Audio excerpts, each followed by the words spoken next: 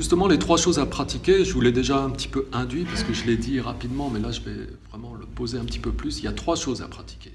C'est ce qu'on appelle l'écoute, la réflexion et l'expérience. Alors l'écoute, ça présuppose qu'on ait l'esprit ouvert. Parce qu'il va y avoir des choses à remettre en cause. Donc il faut être prêt à mettre de côté ses préjugés, à porter son attention, à avoir l'esprit ouvert, et puis à réfléchir, à voir. Voilà. Pas forcément à accepter, mais déjà à écouter. C'est-à-dire que là, vous recevez l'enseignement. Quand vous le recevez de manière directe comme ça, c'est beaucoup plus puissant que dans un livre. Même si parfois dans un livre c'est bien mieux formulé, etc. Pour autant, c'est très très bien de lire. Mais recevoir des enseignements de manière directe, c'est très puissant. Pourquoi ? Parce que vous recevez directement une bénédiction. C'est pas prétentieux de dire ça, mais c'est naturel. Parce que quand Swami Shivananda ou Kalori Rinpoche donnent leurs enseignements, c'est des grands saints. Ils donnent des enseignements à des disciples. Par le verbe comme ça, c'est comme un souffle qui se dirige vers vous, qui vous pénètre. Et boum, là, après, c'est quelque chose qui est semé, qui est là, qui ne bouge plus. Et après, de génération en génération, ça se transmet. C'est-à-dire que moi, quand je vous parle, vous recevez la bénédiction de Swami Shivananda, mine de rien. Donc c'est fou. Donc déjà, vous avez un karma extraordinaire. Vous n'avez plus jamais à être malheureux. Vous avez un karma extraordinaire de recevoir ça. Donc l'écoute. Okay.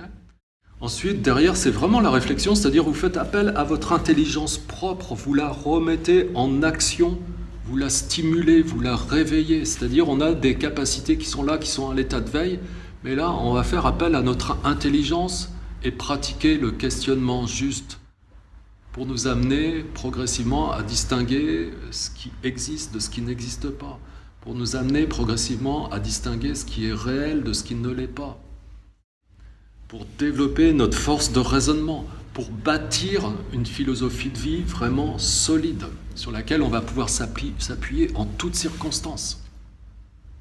Et qui va faire que simplement, déjà, on sera construit, on sera fort nous-mêmes. On a besoin de ça. Il nous faut tout ça pour pratiquer ensuite, au final, l'expérience, c'est-à-dire l'intériorisation, l'observation, tout simplement, la méditation. Donc, au-delà, justement, des concepts, pour développer la compréhension de l'esprit lui-même, quoi.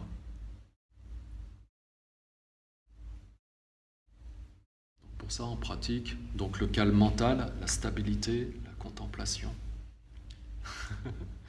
Voilà. Donc, écoute, réflexion, expérience. Okay.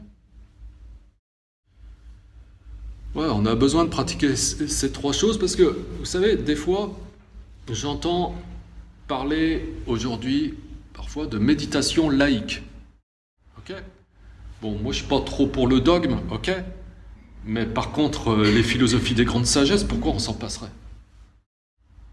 Parce que si vous pouvez pratiquer la méditation comme ça, et puis pratiquer une technique de méditation, par exemple, je vais regarder la bougie, là, puis je vais rester concentré sur la flamme de la bougie. Puis peut-être je vais développer mes facultés de concentration. Et que sur le moment, wow, je suis capable d'être concentré, ok ?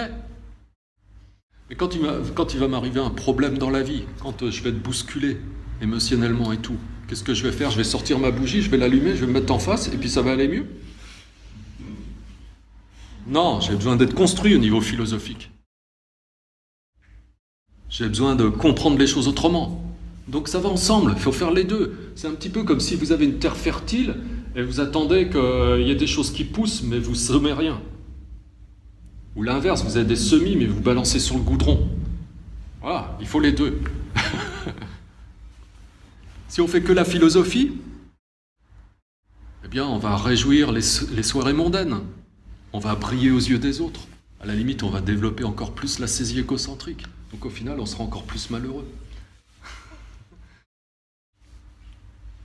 Donc on a vraiment besoin d'avoir une pratique équilibrée. Okay. Comme on aurait besoin de terre, on aurait besoin de graines et on aurait besoin d'eau. L'eau, c'est l'enseignant, c'est le jardinier. C'est lui qui va être là pour prendre soin de tout ça avec vous.